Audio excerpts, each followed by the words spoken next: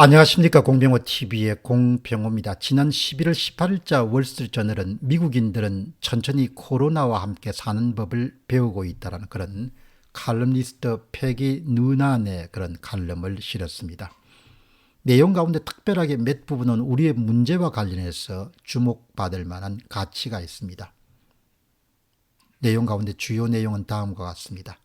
만약 당신이 지금 미국에서의 백신 접종을 둘러싸고 벌어지고 있는 논란 등을 지켜본다면 우리가 얼마나 분쟁으로 가득 찬 나라에 살고 있는지를 알 수 있을 것입니다. 하지만 그 거칠고 모순된 나라를 위해서 국민들은 꽤 잘하고 있습니다. 1억 9,600만 명의 미국인들 가운데 성인의 71%가 예방접종을 마쳤습니다. 그리고 부분적으로는 2억 2,800만 명, 성인의 82%가 최소 한 차례의 백신을 맞았습니다. 이것은 인상적인 수치입니다. 앞으로 우리가 어떤 법규를 따라야 될 것인가? 미국인들은 백신 접종과 마스크 쓰기와 관련해서 연방정부의 지시를 좋아하지 않습니다. 그런 권력은 시민들과 가장 가까운 주정부가 갖는 것이 좋습니다. 기업, 학교, 기관들이 결정을 내리도록 실행하도록 내버려 두시기 바랍니다. 주정부들이 스스로 해결해 나가도록 놔두시기 바랍니다. 오히려 연방정부는 백신 접종률을 높이고 경기 부양책 등에 신경을 쓰는 게 더 나을 것입니다.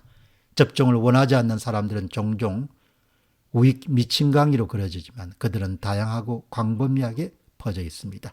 연방정부는 규제가 아니라 지원에 중점을 둬야 될 것입니다. 이런 칼럼의 일부 내용 가운데서도 제가 특별하게 주목하게 되는 부분은 다음과 같은 부분입니다. 미국인들은 백신 접종과 마스크 쓰기와 관련해서 연방정부의 지시를 좋아하지 않습니다. 그런 권력 행사는 시민들과 가장 가까운 주정부가 갖는 것이 좋습니다. 기업, 학교, 기관들이 결정을 내리고 실행하도록 내버려 두시기 바랍니다. 그리고 주정부들이 스스로 해결해 나가도록 놔두시기 바랍니다. 제 논평은 이렇습니다. 중앙 집중하는 일사불란함과 신속함 그리고 효율성 면에서 발군의 실력을 발휘하는 것처럼 보입니다. 그러나 그 어떤 강대국보다도 미국의 앞날을 밝게 만들어주는 것은 권력의 분산, 그러니까 연방제도라고 봅니다. 코로나 위기 같은 국가적 재난 속에서도 연방제도는 크게 저는 빚을 발휘했다고 봅니다. 결국 연방정부에게 과도한 권력이 집중되지 않도록 안전판을 제공한 것입니다. 이런 점에서 보면은 미국을 건국하던 당시의 선각자들, 미국 건국의 아버지들은 권력을 집중시키려는 인간 본성을 정확히 꿰뚫고 있었습니다. 그리고 집중된 권력은 반드시 전행과 부패를 가져오게 만다는 것도 그런 인간 본성과 역사적 경험을 정확하게 꿰뚫어 보고 있었습니다.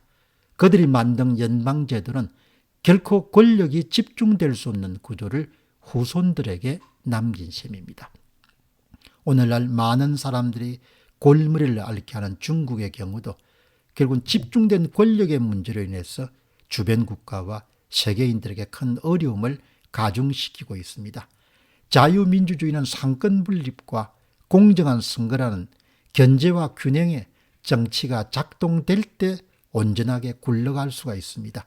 상권분립이 와해되어 형식적인 제도로만 존재하고 모든 권력이 행정부와 행정부 수작의 휘하에 떨어지게 될 때는 국가적 위기를 겪을 수밖에 없습니다. 근데 역사는 끊임없이 권력을 집중시키려고 하는 권력자나 일군의 정치 세력을 감시, 감독하고 견제하는 시민사회의 힘이 없다면 멀쩡했던 국가도 어느 사회인가 자유민주주의라는 그런 궤도로부터 이탈되어 있음을 그렇게 확인하게 됩니다. 이 땅에 정말 지금 일어나고 있는 권력에 대한 견제 기능의 미작동은 정말 우려스러운 일입니다.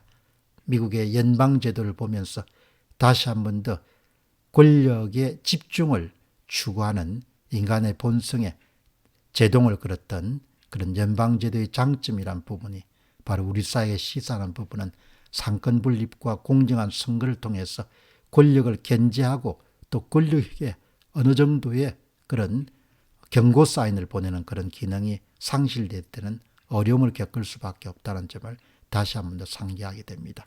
공병호 TV의 공병호였습니다. 감사합니다.